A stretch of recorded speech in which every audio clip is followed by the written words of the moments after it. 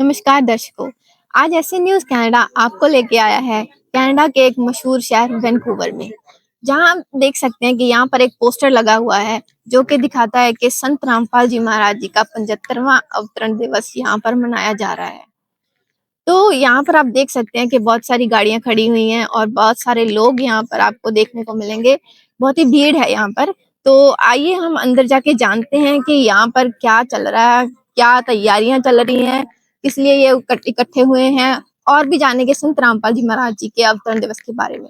तो अब हम अंदर आ गए हैं और आप देख सकते हैं कि यहाँ पर उन्होंने बहुत सी तैयारियां कर रखी हैं और बहुत सजावट कर रखी है और लोग यहाँ पर बैठे भी हुए हैं और आप देख सकते हैं कि पाठ भी चल रहा है। तो हम इन सबसे जानते हैं, बात करते हैं कि क्यों ये दिवस मनाया जाता है। नमस्कार जी। नमस्कार सत साहिब। आपका नाम क्या है? मेरा नाम सविता है। आप कहाँ से आए हो? वैंकूवर में रहते हैं हम, कनाडा में। जी, आज हमने यहाँ पर बाहर पोस्टर लगा हुआ है संत रामपाल जी महाराज जी के अवतरण दिवस का। तो हम जानना चाहते हैं कि आप क्यों मनाते हैं ये दिवस? आज के दिन संत रामपाल जी महाराज धरती पर अवतरित हुए थे, इसलिए हम उसी उपलक्ष्य में 75वां अवतरण दिवस मना रहे हैं। और ये अवतरण दिवस भारत के तकरीबन 12 से 13 आश्रमों में चलता है, जिसमें अखंड पाठ और भंडारा चलता है 3 दिन तक। और कनाडा में हम यहाँ इसको 4 जगह मना रहे हैं, जैसे कि मैं वैंकूवर में हूँ। वैंकूवर, टोरंटो, कैलगरी और मॉन्ट्रियल में मनाया जा रहा है। जी, और कनाडा और सिर्फ इंडिया में ही मनाया जा रहा है और कहीं भी आपको जैसे मनाया जा रहा है ये दिवस? नहीं नहीं, ये काफी देशों में मनाया जा रहा है। इंडिया, नेपाल, कनाडा, यूएसए, ये 3 दिन तक मनाया जा रहा है। धन्यवाद। अब तो आप देख सकते हैं कि ये संत रामपाल जी महाराज जी का अवतरण दिवस सभी संसार में सभी जगह मनाया जा रहा है। तो हम आगे भी इससे बात करते हैं कि आगे भी और जानते हैं। नमस्कार जी। सच्चा है जी, सच्चा है। आपका क्या नाम है और आप कहाँ से आए हैं? जी, मेरा नाम बलजिंदर दास है और मैं ब्रिटिश कोलंबिया का जो कैपिटल है विक्टोरिया से आया हूँ। तो आप इतनी दूर आए हैं, तो आप किस लिए आए हैं यहाँ पर? ये हमारे गुरुदेव जी रामपाल जी महाराज जी का अवतरण दिवस मनाया जा रहा है, उस उपलक्ष्य में। जी, तो आप संत रामपाल जी महाराज से कब से जुड़े हुए हैं? जी, करीब 2004 से, जब वो पूरे भारत का भ्रमण करने निकले थे एक बार, तो उस समय वो गुजरात भी आए थे, अहमदाबाद में, तभी लिया था नाम। तो उसके बाद तो संत रामपाल जी महाराज जेल भी गए हैं, तो आप अभी तक उनसे क्यों जुड़े हुए हैं? क्या कारण है उसका? उसका मेन कारण यही है जी, क्योंकि जो ज्ञान है वो अनमोल है एकदम। और जितने भी सभी धर्म ग्रंथ हैं, चाहे वो गीता हो, चाहे कुरान शरीफ हो, बाइबल हो, गुरु ग्रंथ साहिब है, तो सभी का निचोड़ है उनका ज्ञान। और वो सारा समझाते हैं। मतलब आपको अगर आप कहें तो एग्जाम्पल दूं एक दो, जैसे वो बताते हैं, आपको एक सारांश समझाता हूँ कि भाई, जैसे देवी भागवत महापुराण में उल्लेख आता है कि भाई वो तीनों देव माता जी को पूछते हैं, बोलते हैं कि भाई माता आप ही नित्या हो, हम तो जन्म मरण में हैं। फिर माता जी कहती है कि भाई नहीं, आप लोग सिर्फ ओम नाम का जाप करो, वही सबसे बढ़िया है।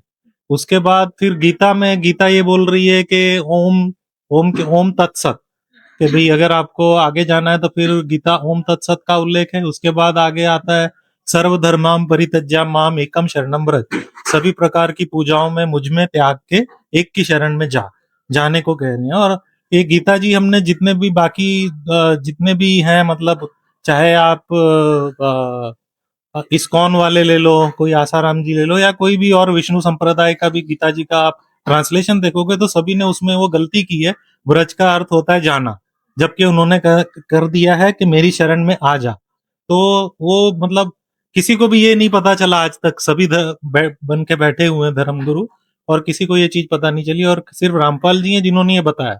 और इसी तरह से उन्होंने गुरु ग्रंथ साहब में भी जो जितना भी आता है, कि भाई उन्होंने बोला है, जैसे एक का माई जुक्ति व्याई तीन चेले परवान, फिर कहते इंचन कहते कान महेश, वैसे तो कितने ही ब्रह्मा, कितने विष्णु और कितने शिव हैं।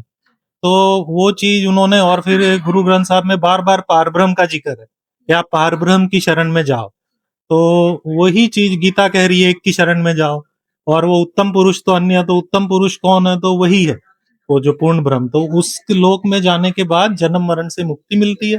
तो गुरु जी ने वो एकदम शॉर्टकट में समझा दिया कि भाई सतलोक जाना है तो सतनाम का ही जाप करना पड़ेगा और सत भक्ति ही करनी पड़ेगी।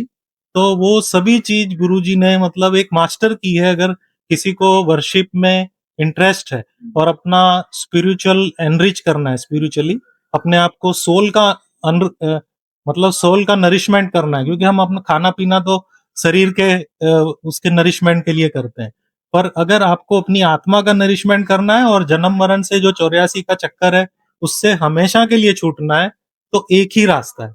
और वो रामपाल जी महाराज पूरी अच्छी तरह से समझाते हैं और वो बिल्कुल एकदम बढ़िया तरीके से समझाते हैं कि भाई पहले तो भाई जैसे देवी देवता जितने हैं वो ऐसा समझाते हैं कि आपकी जो स्पाइनल कॉर्ड है इसमें सारे देवी देवता विराजमान है, मूल चक्र पे गणपति, सात चक्र में ब्रह्मा सावित्री, नाभि में विष्णु लक्ष्मी, हृदय में शिव पार्वती, कंठ में माता जी। जब आपकी मृत्यु होगी तो सभी कमलों में से जीव ऐसे पसार तभी हो सकता है, पास हो सकता है अगर आप उनका टैक्स पे करोगे।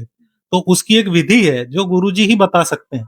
तो गुरुजी के पास वो विधि है कि आप यहाँ का इनका टैक्स पे करोगे तो ये आपका रास्ता नहीं रोकेंगे, क्योंकि गुरबाणी में भी लिखा है कि 9 द्वार प्रकट किए, 10वां द्वार गुप्त रखा है। तो ये शरीर के जो हमारी 2 आंखें, 2 नाक, 1 मुंह और जो हमारे मल मूत्र के जो रास्ते हैं वो द्वार हमारे खुले द्वार हैं, 9 द्वार। तो अगर जब हमारी मृत्यु होगी, किसी का नाम नहीं लिया होगा तो किसी की आंख से मौत होती, किसी की नाक से, किसी की टॉयलेट पेशाब निकल जाता है। तो अगर आपको प्रॉपरली अपनी गति करवानी है, बाद में श्राद्ध करने से कुछ नहीं होने वाला, तो जीते जी अपना श्राद्ध आप ही करो और अपनी मुक्ति आप करवाओ। तो रामपाल जी महाराज की शरण में आओ। ठीक है जी, बहुत बहुत धन्यवाद आपका। सत्साहेब जी, सत्साहेब। तो आप देख सकते हैं कि जैसे इन्होंने बहुत ही अच्छी जानकारी दी कि संत रामपाल जी महाराज हमारे शास्त्रों के आधार पर ज्ञान देते हैं, तो ये बहुत ही अच्छी बात है। तो चलिए हम आगे चलते हैं और जानते हैं कि और क्या तैयारियां चल रही हैं इस समागम के लिए, तो और भंडारे में क्या क्या बना और क्या और कार्य किए जा रहे हैं यहाँ पर। तो अभी यहाँ भी काफी भगत आप देख सकते हैं कि सेवादार सेवा कर रहे हैं और काफी भगत बैठे हुए चर्चा करते हुए आपको दिख रहे हैं। आइए हम जानते हैं संत रामपाल जी महाराज जी के बारे में और ज्ञान चर्चा करते हैं। नमस्कार जी। हाँ जी, सतसाहिब जी। आपका नाम क्या है और कहाँ से आए हैं आप? मेरा नाम सुमिति दासी है। मैं यहीं पे सरी में रहती हूँ, कनाडा में। जी, आप संत रामपाल जी महाराज जी के बारे में क्या बताना चाहेंगे? हमें पता चला है कि उनका अवतरण दिवस है और उनका समाज सुधार में हम जानना चाहेंगे कि क्या योगदान है उनका समाज सुधार। संत रामपाल जी महाराज जी का समाज सुधार में बहुत बड़ा योगदान रहा है। जैसे कि आपने भी सुना होगा कि हमारे गुरुजी बहुत सारी चीजों में मतलब बढ़ चढ़ के समाज को अच्छा उसमें सुधार लाने के लिए काफी प्रयत्न कर रहे हैं। जैसे अभी हमारी एक अन्नपूर्णा मुहिम चल रही है, जहाँ पर जितने भी गरीब लोग हैं इंडिया में और जो सक्षम नहीं है अपने मतलब डेली लाइफ में, कुछ उनको जरूरत है, जैसे हमें खाना भी खाना है, भोजन भी चाहिए और हमें शिक्षा भी चाहिए बच्चों को आज के टाइम पे, तो वो सारे के सारे हमारे गुरुजी की तरफ से हो रहा है। जहाँ पर उनके माँ बाप उनके पास सक्षम नहीं है किसी कारणवश, या वो किसी बीमारी से जूझ रहे हैं, तो उनके लिए परमात्मा ने, हमारे गुरुजी ने पूरी सुविधा प्राप्त कराई हुई है। जी, बहुत ही ये सुनकर बहुत अच्छा लग रहा है कि बहुत ही बड़ा योगदान है उनका, क्योंकि देखा जाए कि गरीबों के कोई नहीं सुनता, तो संत रामपाल जी महाराज जी आगे आए हैं उनकी सहायता करने के लिए, तो बहुत ही अच्छा लग रहा है। बहुत बहुत धन्यवाद आपका। जी सतसाहिब जी। तो आप देख सकते हैं कि संत रामपाल जी महाराज जी का समाज सुधार में कितना बड़ा योगदान है, तो वो बहुत ही अच्छे कार्य कर रहे हैं। तो आइए हम आगे जानते हैं, सबसे बात करते हैं और भी जानते हैं संत रामपाल जी महाराज जी के बारे में। अब हम आगे बढ़ते हैं और जानते हैं कि भंडारे की क्या व्यवस्था की गई है, क्या सेवाएं चल रही हैं और कैसे भंडारे की तैयारियां सब चल रही हैं। नमस्कार जी। सतसाहिब जी। क्या नाम है आपका? नवजोत दास जी। कहाँ से आए हैं आप? सरी से आए हैं जी। तो आप संत रामपाल जी महाराज जी के जो समाज सुधार के कार्य हैं उनमें आप क्या बताना चाहेंगे? क्या कार्य हैं संत रामपाल जी महाराज जी ने किए हैं?